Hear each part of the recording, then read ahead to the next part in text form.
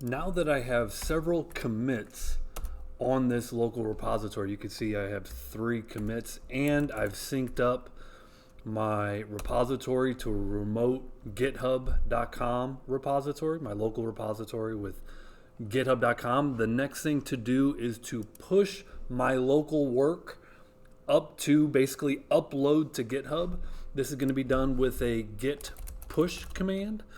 You're going to supply 2 additional arguments, the origin and the master branch. I'm also going to provide a switch U, and that switch U is going to make it so that you can, in a future command, we're going to learn how to do a git pull, and you don't have to supply additional arguments when you do a git push with a -u. So it's going to simplify our git pull command in the future. So let's go ahead and do a push. And we get the done success message. It says to github.com.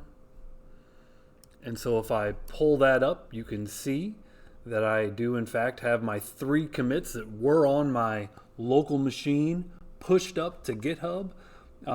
It's really nice with GitHub.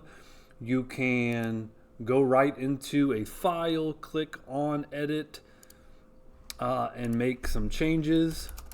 Added changes from github.com, and I will do a commit so that my excuse me, remote repository is 1 commit ahead of my local repository.